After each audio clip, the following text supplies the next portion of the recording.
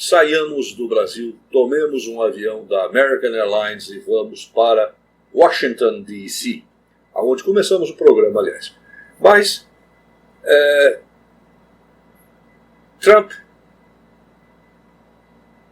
para o desespero de muitos, não fez uma campanha demagógica, porque muitos se diziam assim, não, vamos ver, quando ele for eleito mesmo, aí ele vai voltar, ele não vai fazer essas coisas, ele não vai.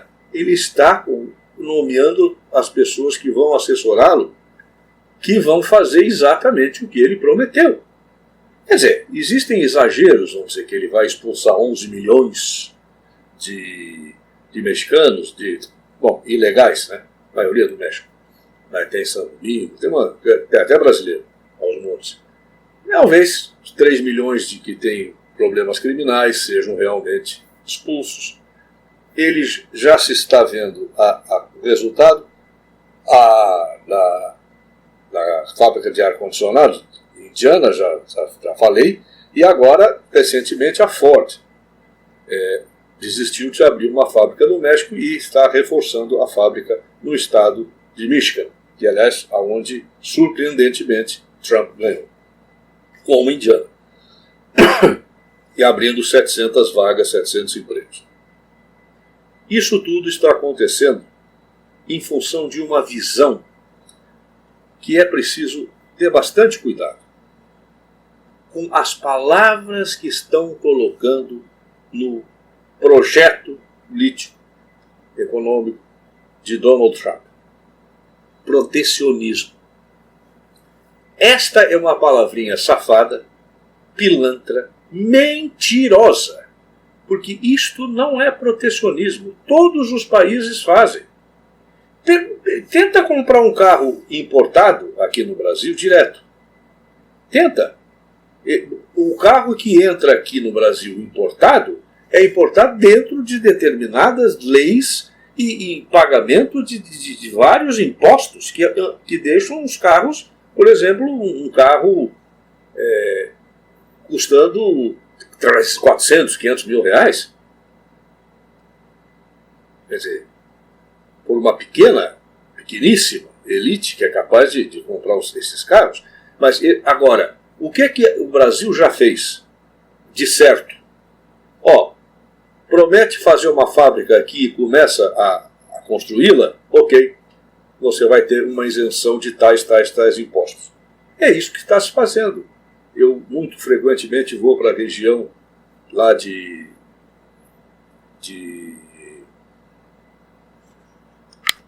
Penedo, Itatiaia. Aquilo lá está cheio de fábricas novas de carros coreanos e etc. É isso que o Trump disse. Falou para a General Motors. Vocês querem fazer carro, ao invés de fazer carro aqui, querem fazer no México, quando entrarem vão pagar os impostos. Porque o que esse safado que está saindo agora, o Obama, fez, foi liberar tudo isso. E todo mundo fala, isso é o comércio internacional, é a liberação do comércio, o comércio livre. Uma pinóia. Só os Estados Unidos e a Inglaterra, e um pouco menos, mas de certa forma também a Europa, é que fizeram isso.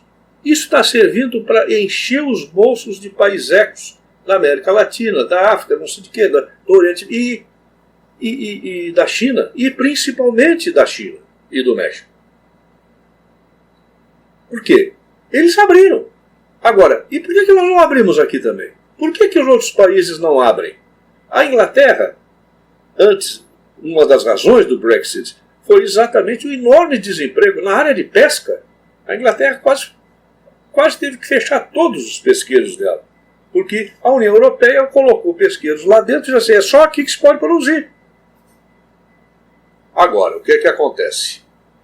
Esses são os velhos, são os eleitores de idade que estão acostumados com aquela Inglaterra antiga. Que pena, a juventude está toda ela a favor da União Europeia. Em parte, não deixa de ser verdade, porque essa juventude está toda ela doutrinada para um mundo globalista, que é o que tem lá na União Europeia. O mundo globalista, e quem leu o livro que eu escrevi, está lá escrito com todas as letras, será dominado por uma elite não eleita. E é isso também que se planejava para a North American Union, entre México, Canadá e Estados Unidos, algo acima dos três governos, que comandaria tudo como é na Europa. Vocês acham que a Merkel ela manda na Alemanha se ela for contra? Claro, ela é uma das conspiradoras, vamos dizer. Mas se ela fosse, o Renzi, que acabou caindo, faz qualquer coisa contra, pixe, olha o que aconteceu com a Grécia. Então, há um grupo não eleito em Bruxelas que manda em tudo. Inclusive, diz até regulamentos de comida, de tudo. Eles tentaram pisar nos calos da França, impedindo certos embutidos e patês, e etc. A França chiou logo, não, aqui não se mete. Mas não pensem que isso não iria acontecer se não começasse a haver a profunda derrocada que está havendo na Europa.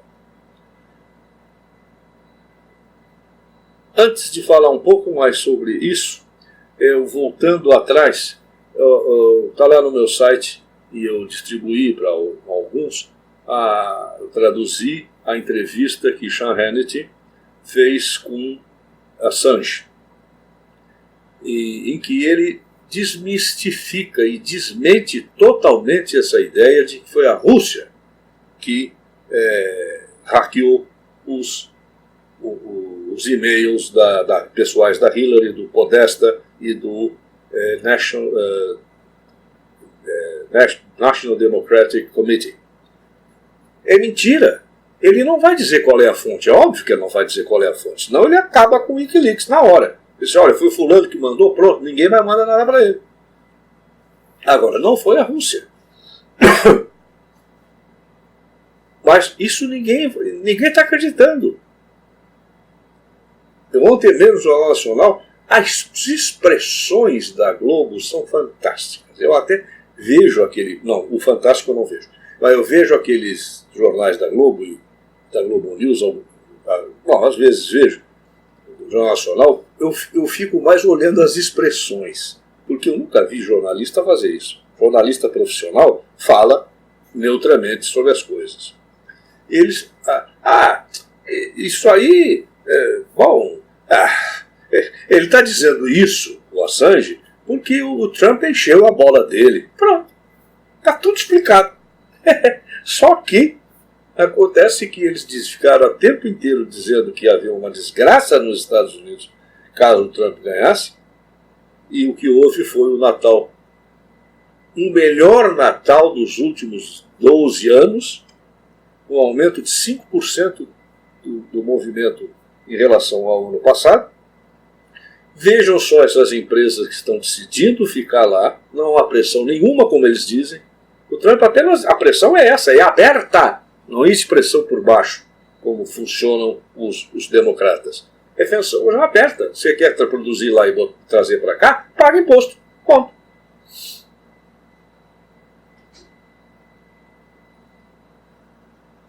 Agora, voltando um pouco para a Europa, tomamos um voo da British Airways e vamos para Londres. Ou de lá vamos tomar várias conexões, porque é uma outra falácia que é preciso ser totalmente destruída, que é a falácia da extrema-direita. Se vocês frequentam ou já foram alguma vez ao meu site, hoje ou amanhã, tem aqui um artigo que eu recebi de uma pessoa que eu não conheço, mas que está na internet, portanto, Paulo Enéas, em que ele, um site blog chamado Crítica Nacional. E ele fala claramente que a extrema-direita somente existe na narrativa da imprensa. A ideia, aparentemente, é inteligente, mas é muito burra. Porque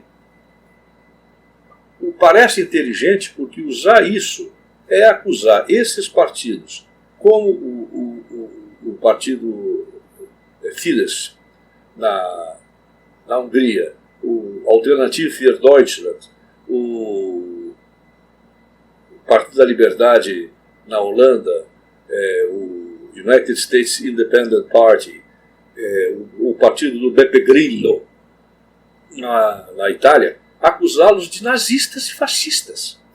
Quer dizer, isso é uma coisa mais antiga que a minha avó, não. Mais antiga que eu, porque isso é coisa do Stalin, inventar esse troço. Em 1941, eu nasci 3 anos depois.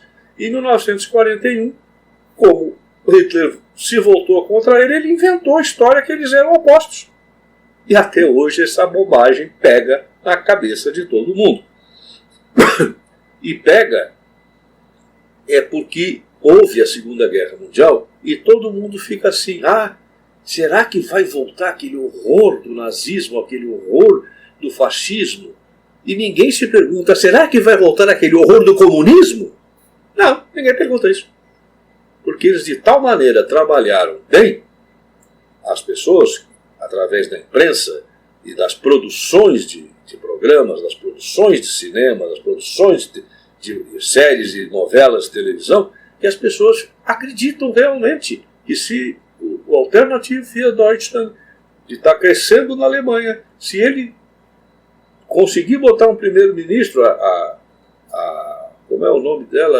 Petri, Frauken Petri, ela vai imediatamente voltar a usar a suástica e vai criar campos de concentração. É isso que eles querem despertar na mente das pessoas ao dizer extrema-direita. Isso é uma mentira. Agora, vamos e venhamos. O antissemitismo existe, mas não é da direita, como eles chamam. O maior antissemitismo que existe na França e na Bélgica é um antissemitismo generalizado. Direita, esquerda, centro, alto, baixo, lado direito, lado não sei o quê. O antissemitismo é uma característica da Europa, mas principalmente hoje em dia da França. A Alemanha, vamos dizer, por meia culpa, talvez esconda um pouco mais. Mas na França, o antissemitismo está gritantemente aumentando. Por isso, eles estão enfiando um monte de muçulmanos para tomar conta da França. E isso já é quase certo a transformação inclusive de igrejas e mesquitas e por aí vai. Na Alemanha também. Então vejam que a União Europeia, a única saída dela se manter junta é se tornando muçulmana. Que aí sim é uma coisa só, o califado. Porque senão a União Europeia vai se arrebentar toda, vai se estripar imediatamente. Porque o que tem de gente querendo seguir o Brexit não está no gibi. O euro vai acabar. Porque não tem nenhum sentido uma moeda única entre vários países que têm diferentes economias, diferentes necessidades. Isso é uma coisa mais falsa do mundo. Mas a globalização continua. Não há como impedi-la. Desde a criação genial de Stalin, que se chama Organização das Nações Unidas, que embasou o projeto de globalização para chegar a um governo mundial ditatorial. Leio aqui, no Globo de hoje, sexta-feira, segunda parte do programa eu estou gravando na sexta, e vejo na página 2, numa das colunas mais idiotas que eu já vi um jornal criar, conte algo que não sei, bobo, idiota. e diz: a esquerda perdeu o poder de diálogo com os pobres. Alan Berger, economista da Universidade de South Carolina. Mas eu não vou falar sobre o que ele falou da esquerda, falando quando o repórter Lucas Altino pergunta para ele: a globalização então está em perigo? Ele: certamente. Há o temor nos Estados Unidos, mas é uma situação geral. Na Europa temos o Brexit, que deve resultar no fim de acordos comerciais entre o Reino Unido e a União Europeia. Outros países, como Itália e França, quer dizer, repete tudo aquilo que eu disse, só que metendo o pau enquanto eu defendo. E aí vem de novo. Por que você acha que houve esse crescimento da extrema-direita? Vocês estão vendo? O nome já pegou. E eu vou daqui a pouco falar um pouco sobre o politicamente correto. Esses nomes são criados. Eles não existem na realidade. São falsidades pseudogramaticais, eu diria, porque a gramática é algo que tem um sentido. Ela deve expressar a realidade ou expressar a ficção dizendo que é ficção. O sujeito escreveu um romance a respeito de não sei quem, cria uma ideia e diz lá: isso é uma ficção, é um romance, é uma novela. Mas aqui estão usando o seguinte: usam uma ficção como se fosse realidade. Essa extrema-direita, como eu já disse há pouco, não existe. Mas eles continuam insistindo. Uma causa nos Estados Unidos, diz ele, é a incompatibilidade estrutural. Os profissionais não conseguem se qualificar o suficiente e assim não aumentam seus salários. Ora, a esquerda cometeu falhas e então essa extrema-direita raivosa elegeu Donald Trump. Isto é, voltando atrás, a genial criação de Joseph Stalin. Uncle Joseph, como dizia Roosevelt, um socialista que tentou transformar os Estados Unidos num país socialista, e até hoje os Estados Unidos sofrem com isso. Mas Stalin criou a ONU, não foi de brincadeira. Ele viu longe. Temos ainda Stalin vivo dentro da ONU. Porque ele criou, ele mandou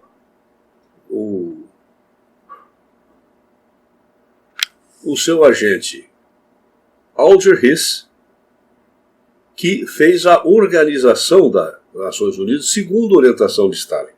E, obviamente, para disfarçar, a sede não podia ser Moscou, tinha que ser Estados Unidos. A ONU foi criada em São Francisco e sediada até hoje, até que alguém tenha coragem de derrubar aquele edifício e mandar todos aqueles safados ir de volta para os seus países, até hoje ali nas margens do East River, em Nova York. A ONU é isso. É a tentativa, a centralização dessa tentativa de unificação de todo o globo terrestre embaixo de um governo global, mundial,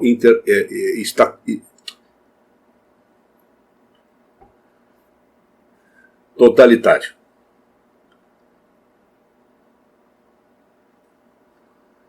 Bem, e uma das maiores farsas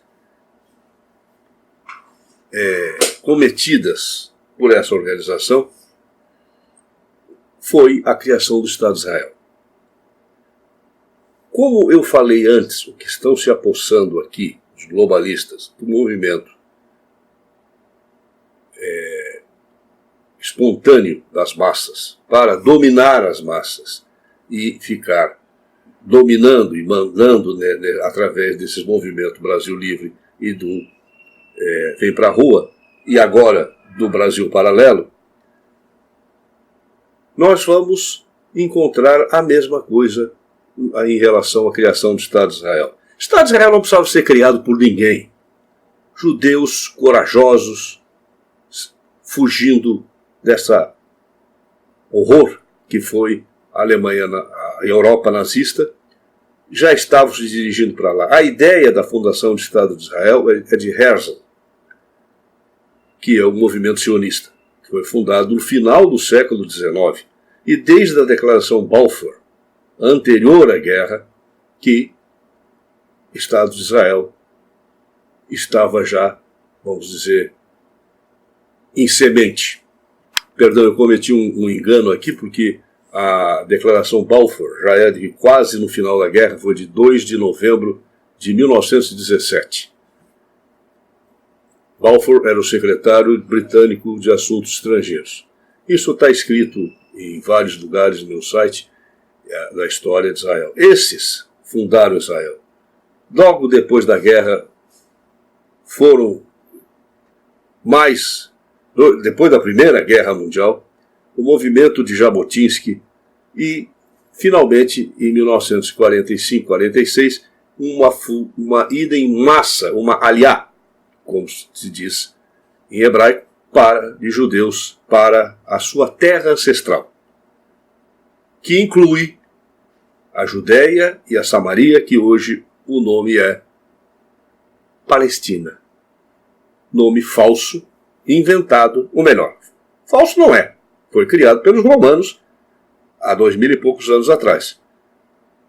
E nunca mais foi chamado assim. E povo palestino não existe. Tem um artigo no meu site, traduzido por mim, de Ted Bellman, que é o que fala sobre por que um Estado para um povo inventado.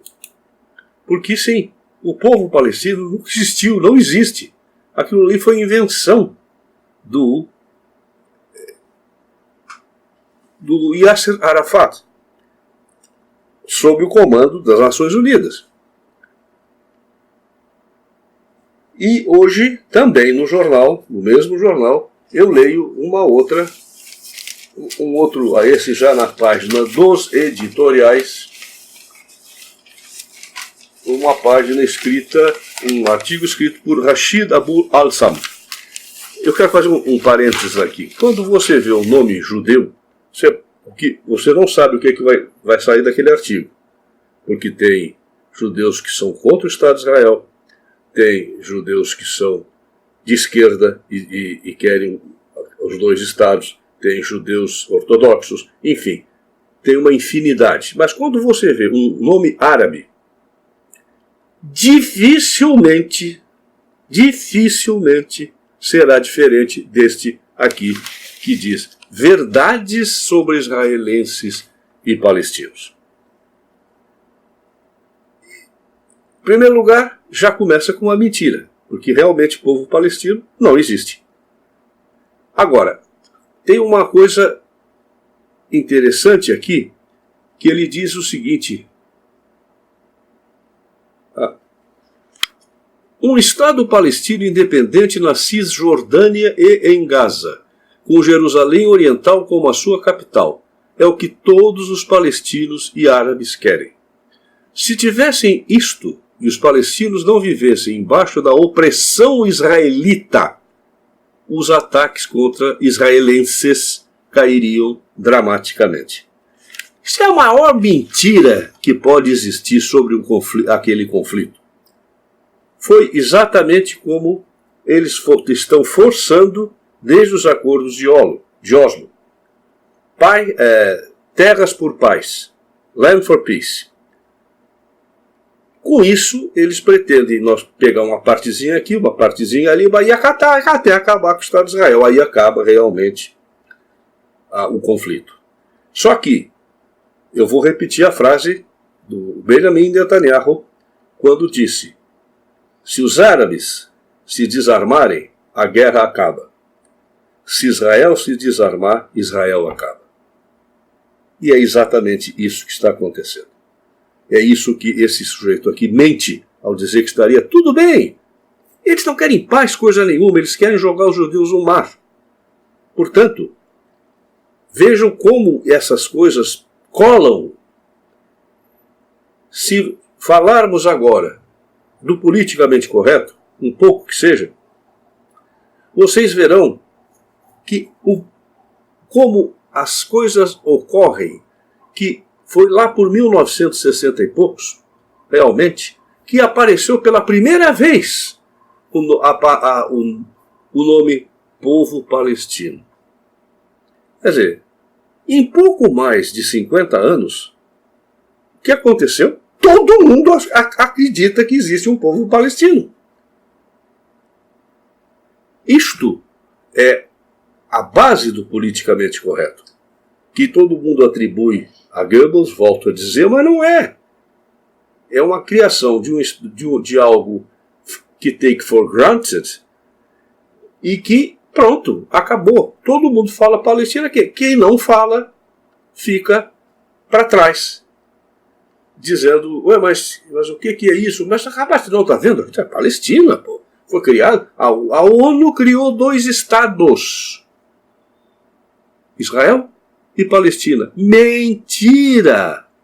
Mas estava embutida essa ideia de separar os 2 povos. Mas o que a declaração da criação de Israel, por parte, aliás, quem bateu aquele martelo era um antissemita que impedia judeus fugitivos de se instalar no Brasil, Oswaldo Aranha, e que hoje em dia é comemorado como um grande sujeito só porque ele bateu o martelo que ele não podia deixar de fazer, porque a Assembleia, os votos foram maiores para criar. Israel não tinha como não bater. Mas, tudo bem, é algo simbólico. A ideia estava embutida nisso aí, na criação. Mas a criação em si falava em árabes que estão no momento ocupando aquela região. A região que foi dada então aos judeus para retomarem as suas terras ancestrais.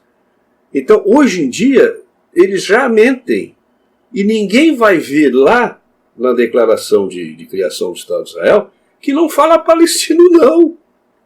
Isso é invenção muito posterior do tempo do Yasser Arafat, que, por sua vez, era sobrinho de Amin al-Husseini, o amigo pessoal de Heinrich Himmler, e que criou unidades SS árabes. Era tio de Yasser Arafat. A ideia de expulsar e matar todos os judeus continua intacta, como eu já falei, toda a Europa, e principalmente para quem tem o poder de liquidar com eles mesmos, ou acham que tem, que são os muçulmanos. Não falo árabes porque Irã não é árabe, é persa. Agora, falando do politicamente correto, eu também recebi esses dias um artigo que me pareceu, aliás, agradeço ao leitor que me mandou, sobre politicamente correto, que é do Vladimir Voskov, que é o autor de um dos melhores livros sobre desinformação, Pequena História da Desinformácia. Eu reconheci aquilo, mas não me lembrei bem, até que eu entrei num outro blog, eu digitei o título do artigo, e um outro blog mais sério, mais honesto, do que aquele que o leitor, o ouvinte não tem nada a ver com isso. Ele recebeu aquilo, me mandou com ajuda e eu agradeço. Agora, o outro site que eu vi diz lá embaixo assim, no final, tradução, : Graça Salgueiro, de 2011 ou 2013, uma coisa assim.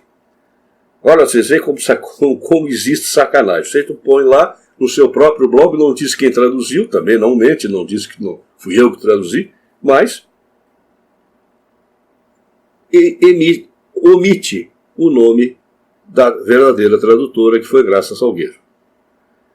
Este, Vladimir Volkov, é um dos maiores entendedores de política comunista e conhece muito bem a desinformação, e também ele está por dentro de como foi criado o politicamente correto. Por isso ele fala com tanta ênfase e com tanta capacidade e simplicidade a respeito disso.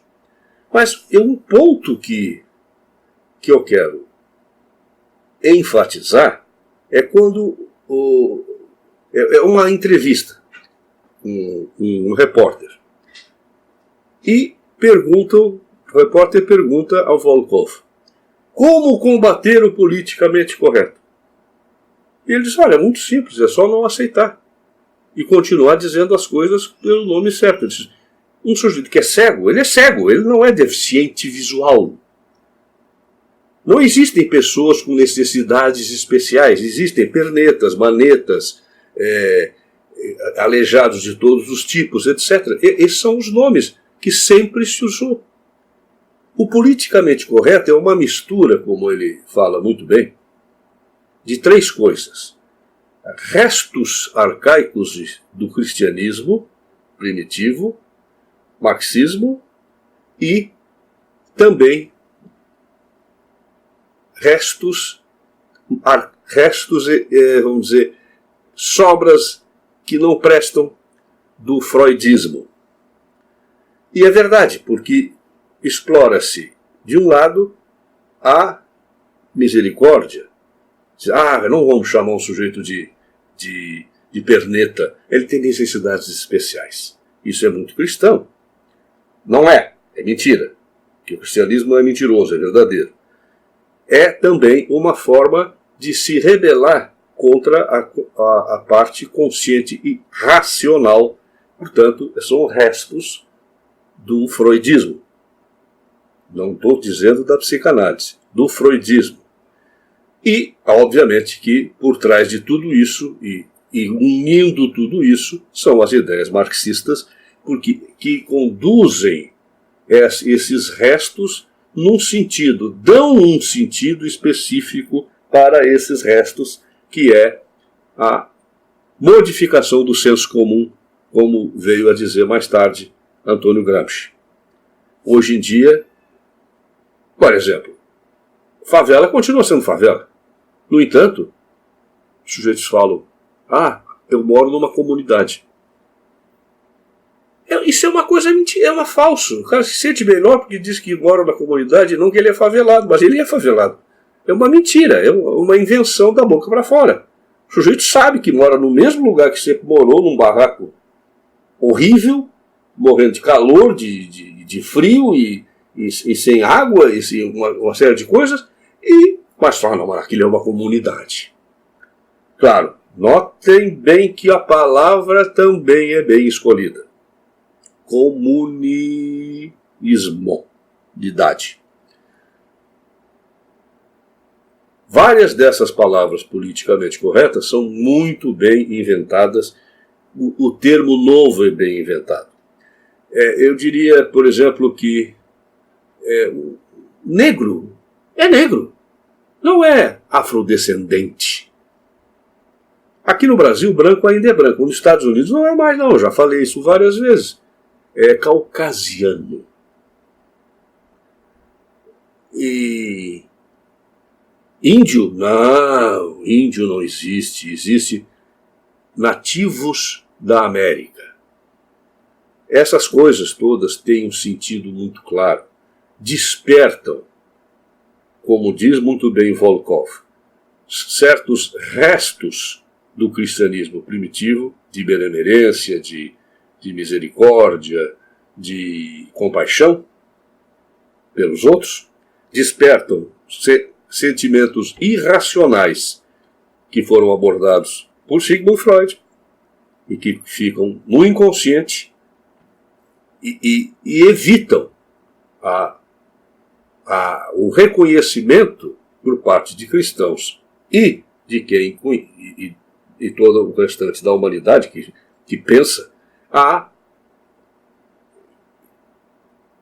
frase ficou mal feita, hein? Todos pensam, mas que pensam, mas não são cristãos, mas também tem essa mesma coisa, a racionalidade fica afastada, porque o bom cristão vai dizer: peraí, eu estou mentindo, isso não é realmente misericórdia, chamar um perneta de pessoa de necessidades especiais. Isso é uma mentira, e o cristianismo não é uma mentira. Assim como esses restos do freudismo são totalmente inconscientes, têm por base impulsos inconscientes, instintivos, e que não se submetem a o que também Freud chamou da área sensora, vamos dizer, da personalidade, que é o ego. É muito mal empregada essa palavra ego hoje em dia. O cara diz assim, você tem um ego muito grande. Quem tem um ego muito grande é uma pessoa racional, uma pessoa normal. Quanto maior, tomara que eu tivesse um ego muito grande. Isso é mentira.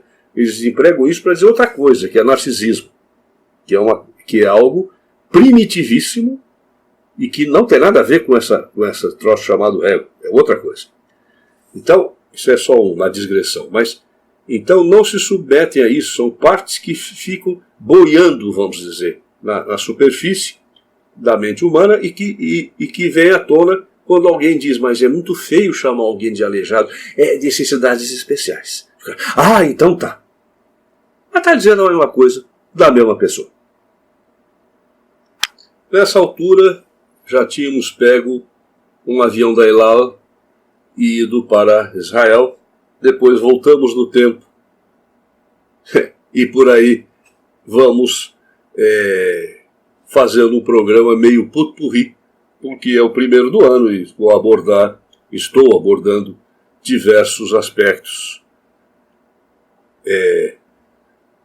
Vamos dizer, da nossa vida nesse planeta.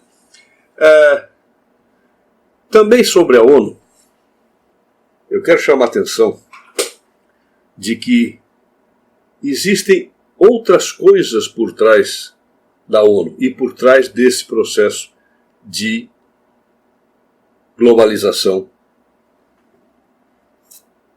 Muitas delas desconhecidas. Mas isso tem muito a ver, e se vocês procurarem no meu site um artigo antigo, meu True Lies 3, vocês vão ver lá como foi a formação da ONU e como continua sendo. É uma organização diabólica, anti-judaico-cristã. E é exatamente isso que também um outro artigo do meu site está apresentando. Eu não sei se está aqui ainda ou eu já tirei da primeira página. Sim, o objetivo é do Gatestone Institute. As Nações Unidas declaram guerra contra a civilização judaico-cristã. É exatamente isso. E o politicamente correto está incluído nisso também. Tudo faz parte. Agora, por que essa sanha anti-judaica e anticristã? Claro, o antissemitismo, inclusive, é um pouco separado disso, porque ele existe, inclusive, entre cristãos. Não vamos negar a realidade. Ele existe. Entre cristãos também. E muitos judeus também acusam os cristãos de terem nos traído do Papa Pio XII, o que não é verdade. Isso é invenção também de Stalin, que colou muito bem. Teria colaborado com os nazistas. Saiu até um livro, O Papa de Hitler. Pois é. Não leiam. Não percam seu tempo. Se não leram, não percam seu tempo. Se leram, pensem bem do que leram e verão que aquilo tudo é uma farsa. É uma falácia.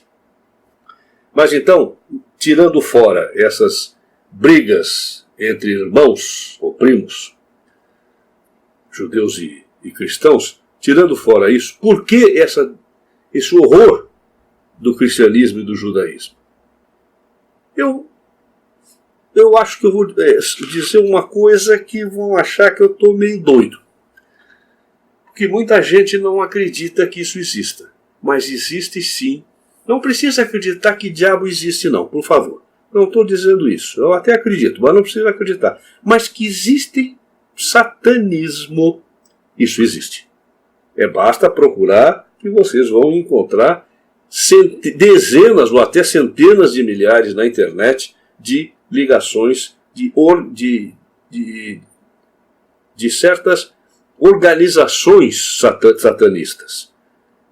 Exista ou não o tal Satã, não importa aqui, nesse momento. O que importa é dizer que esses movimentos de gente que acredita que existe e que o adoram, esses movimentos existem. E uma das bases, como está lá nesse meu artigo True Lies, uma das bases das Nações Unidas é um satanismo. Vocês se verem bem, o primeiro diretor da Unesco era um sujeito ligado a Alice Bailey, que era, por sua vez, uma das discípulas de, ora, adivinhem quem? Helena Petrovna Blavatsky, famosa Madame Blavatsky.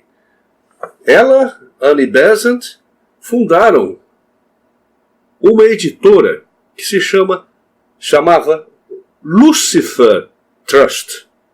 Mas como pegava mal, né, botar o nome do chifrudo lá, do rabudo, o que eles fizeram? Trocaram, Lucis Trust. Vocês podem ver que todos os livros da Blavatsky, todo mundo, é produzido, Lucis Trust. Foi fundado por Annie Besant. E esse primeiro diretor da Unesco, eu não estou lembrado do nome agora, mas no artigo está lá, um sujeito muito conhecido, ele era ligado a ele recebeu as indicações de como deveria ser a educação mundial de Alice Bailey, que por sua vez alegava ter recebido de um mestre tibetano chamado Djwhal Khul, de 5.000 anos atrás. Isto está lá na ONU e está até hoje. É a mesma Unesco, não mudou nada. O primeiro diretor também da OMS, eu também falei nos meus programas aqui, foi um psiquiatra canadense, tenente-coronel, os nomes estão me faltando agora, porque eu não pensei em falar nisso, não procurei os textos. Então está saindo meio de improviso, mas tem programas meus antigos, quando eu falava sobre educação e saúde, etc., que dizia o seguinte: a primeira coisa que nós temos que acabar no mundo é com a noção do bem e do mal. Isto já estava embutido no planejamento do multiculturalismo e que reiguala tudo. Então, vamos falar assim, como tem uma peça de Sartre, O Diabo e o Bom Deus. Diria, essa peça seria assim, o bom diabo e o bom Deus. É tudo igual, finalmente. Ora, somos todos iguais, somos todos exatamente a mesma coisa. E não temos nenhuma diferença. Então o bem e o mal, ora, eles se equivalem, são idênticos. Isso também, e isso eu nunca vi escrito, mas eu que conheço a obra de Freud, dos psicanalistas principais, isso também está envolvido em algo, uma erradíssima dedução da obra de Freud e da psicanálise. O que a Freud mostrou é que o mal e o bem convivem dentro de nós. Mas ele nunca disse que o mal e o bem são idênticos. É que nós temos que aceitar que temos o mal para poder combatê-lo. Ora, dentro de nós e fora de nós, é óbvio. Senão, um tratamento desse tipo, eu até hesito, já falei várias vezes, hesitar em falar psicanálise, mas um tratamento desses levaria a pessoa a se matar. Porque se o bem e o mal dão no mesmo, e o ódio e o amor é a mesma coisa, ora bolas, então, dá um tiro na cabeça que é a melhor coisa a fazer. E isso não é verdade. Mas a obra vamos dizer, ela deixa que se retire estas interpretações falaciosas e maldosas. E quem fez isso muito bem foi a escola de Frankfurt. Leiam, se quiserem, no meu livro, porque não está em nenhum outro lugar, como eles utilizaram as ideias de Freud às avessas. E, com isso, fundaram uma teoria crítica que embute essa ideia multiculturalista.